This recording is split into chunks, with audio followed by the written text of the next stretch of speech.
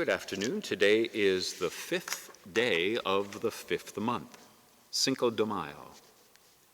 In Mexican culture and history, today marks a battle that took place in 1861 between French forces who were intent on seizing lands from a beleaguered Mexico during a time of political and financial collapse.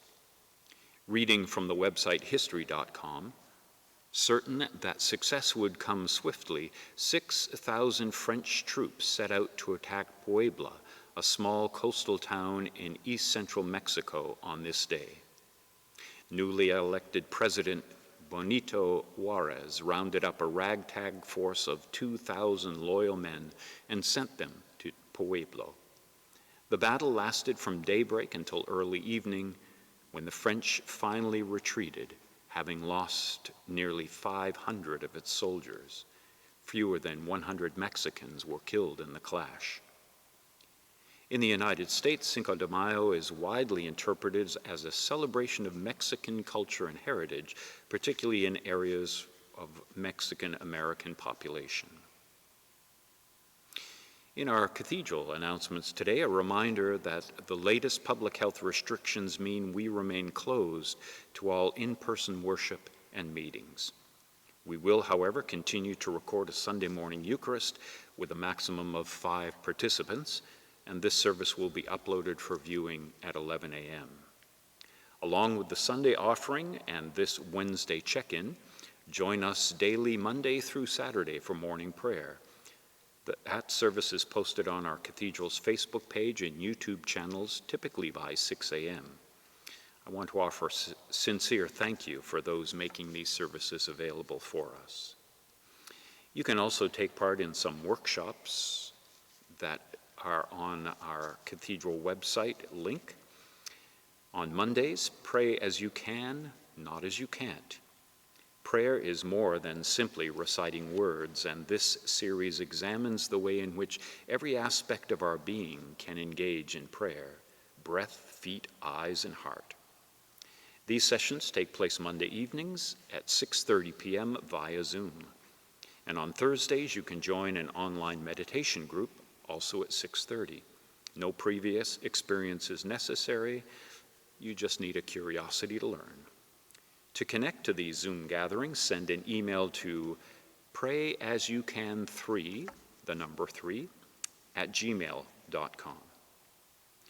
On the Cathedral's Facebook page, you can find a link to the latest performance of Capella Regalis, their performance of Bach's Easter Cantata. Tuesday, May the 18th, will be the deadline for the Cathedral Church Cornerstone submissions. The latest edition, as always, welcomes submissions such as special announcements, photographs, articles, and any news you'd like to pass along. Send your information to cathedralchurch@eastlink.ca. Also, check out our website for materials under the Information tab for young folks. A weekly Sunday school lesson which includes commentary and discussion questions based on the Sunday readings and craft ideas. Zoom Sunday School will return this Saturday at 4 o'clock. If you know of someone that might like to join us, send an email again to cathedralchurch@eastlink.ca and we'll connect you to that group. Speaking of Sunday School, if you tuned in this past Sunday, you would have learned about adhesion and capillary action, sticking together and sharing with others. I left the glasses set up so that you could see what would happen, because it did take a while. And as you can see, the blue water from the glass on the far end and the yellow water from the other end join together in the center to fill a glass with green water. Butterflies, if you have some that you never got around to bringing to the Cathedral, or would still like to make some in your spare time, don't hesitate. We continue to add to our collection here. This Saturday, May the 8th, Cape Breton University will confer 6 honorary degrees on outstanding individuals during their spring 2021 convocation. And among those 6 are our own Honorable May Ann Francis from our Cathedral family, and also Dr. Robert Strang. The ceremony can be seen. Check the CBU website for details. On this day, May the 5th, each year, is a very special and somber occasion here in Canada as we observe the National Day of Awareness of Missing and Murdered Indigenous Women and Girls, MMIWG, also known as Red Dress Day. From the website of the Toronto Public Library, we read, "This day began as an aesthetic response to more than 1,000 missing and murdered Aboriginal women in Canada. It started in 2010 and also includes trans and two-spirit individuals who have gone missing or been murdered. The red dress, first envisioned by Métis artist Jamie Black of Winnipeg, are a visual reminder of all the missing women, girls, and two-spirit people. This year, artist Jamie Black's Red Dress project will be centered in Nelson, British Columbia, with pop-up sites all across North America. Black showed her first Red Dress project at the University of Winnipeg in 2011, and the project has since traveled to cities all across North America. The red dresses displayed have all been donated from both Indigenous and non-Indigenous peoples. In an article in Vogue magazine from April 7th of this year, columnist Christian Allaire shares this quote from Jamie Black. "I ended up getting 300 dresses donated from all across Canada and beyond within the first year of doing this work, which highlights the epidemic of violence against Indigenous women. Each dress symbolizes an Indigenous woman who has been murdered or is missing, representing just a portion of the thousands of people. The color red has become a symbol for MMIWG across North America in general, extending well beyond Black's work in Canada." Here is a poem written by Anna Marie Sewell, a poet and performer from Fredericton, New Brunswick. Anna is of Mi'kmaq, Anishinaabe, and Polish heritage. Now a resident of Edmonton, she was Poet Laureate for Edmonton from 2011 to 2013. Her practice incorporates poetry, song, theater, and community arts featuring interactive public art installations. She's a founding member of the Stroll of Poets Society and is on the editorial board of Write magazine. This poem by Anna Marie is entitled "Washing the World." In the dark at this end of the year, so much stacked up against the light, between us, against the odds, despite the tears, in this season's bitter wind, listen to a dream in which grandmothers stand shoulder to shoulder on the rim of a hill. They bend as one and grasp one thing together. Ask them in the dream world why. Why do they cry? And they will show you in reply their shawls of many colors. Spread these wings, sweep you in and teach you how, once a year in the dark of the year, we wash the whole world in a day. For one day we cry.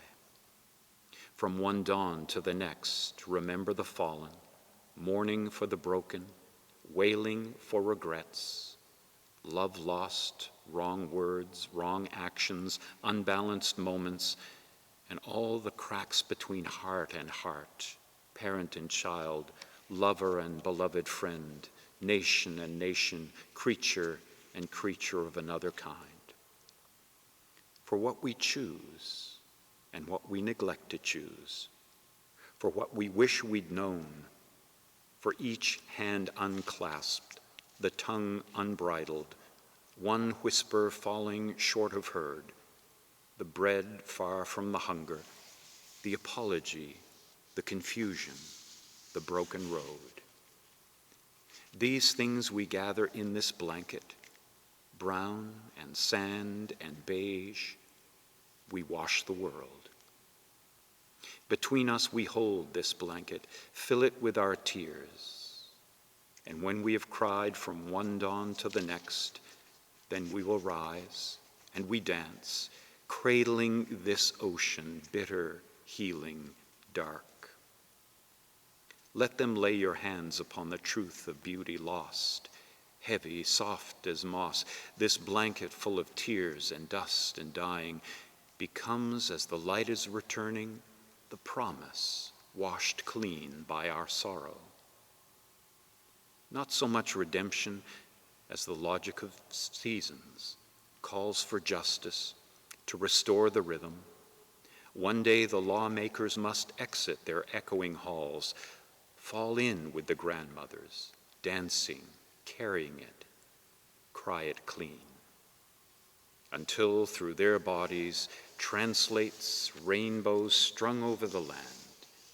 She tells me that, her eyes all red, and shrugs and trudges off through the deep snow blanket that covers this end of another year, waiting. The poem titled "Washing the World" by Anna Marie Sewell. As a song, let me point you to an Indigenous artist from St. Paul, Alberta, by the name of Fawn Wood. From her online biography, Plains Cree Salish singer Fawn Wood comes from the tradition of round dance and hand drum music.